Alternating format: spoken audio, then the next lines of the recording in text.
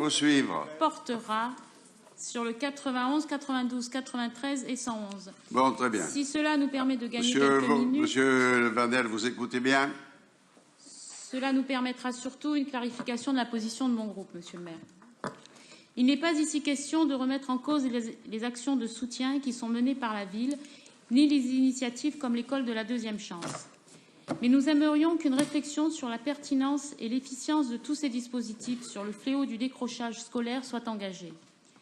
Il nous faut nous interroger sur le nombre très grand des décrocheurs.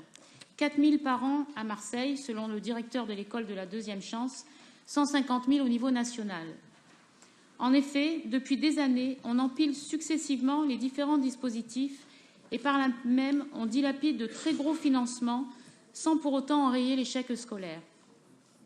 Selon un rapport de l'UNICEF, la France génère plus d'inégalités que ses voisins dans le domaine de la prise en charge des enfants.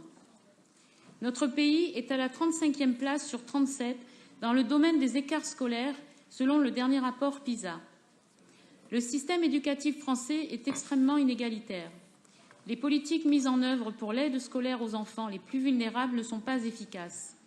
La France fait partie des pays qui ont les plus gros budgets éducation, mais les crédits ne sont pas toujours bien répartis. Le phénomène des enfants qui arrivent en classe de 6e sans savoir correctement lire ne devrait pas exister chez nous. Nous avons des progrès à faire sur l'identification des enfants en difficulté, selon, je cite, le directeur général de l'UNICEF France.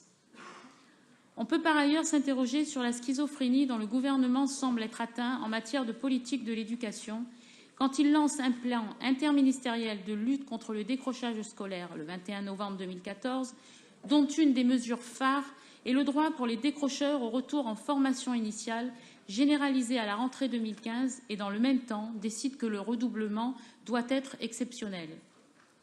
Comme le fait remarquer un professeur, s'agit-il de prôner le passage automatique d'année en année jusqu'à une éjection finale sans aucune qualification? Nous avons vu lors de la préparation du Conseil sur l'emploi que les jeunes ne sont absolument pas préparés au marché du travail. De quelques quartiers dont ils sont issus, et quel que soit le niveau qu'ils obtiennent, les enfants qui sortent du système scolaire ne sont pas en position d'emploi. C'est quoi ça? Leurs études secondaires ne leur permettent pas de prétendre entrer en emploi.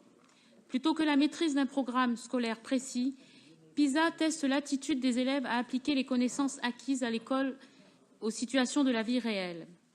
Créer une deuxième école de la deuxième chance, oui, bien sûr. Mais je repose la question, Monsieur le maire, pourquoi ne pas l'ouvrir à tous? Les collectivités locales dépensent déjà 35 milliards d'euros chaque année pour l'éducation. Alors certes, ces dispositifs sont plus que louables, mais les collectivités locales ne doivent plus se substituer à l'éducation dite nationale.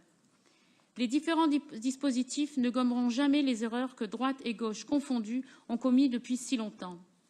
Puisqu'on a oublié que la valeur centrale de l'école est la discipline, que l'école est le sanctuaire de la neutralité et donc de la laïcité, qu'elle n'est pas un lieu de vie, mais un lieu de transmission de savoir, de connaissances, que si les félicitations et les encouragements doivent y avoir cours, les sanctions doivent y être aussi inévitables.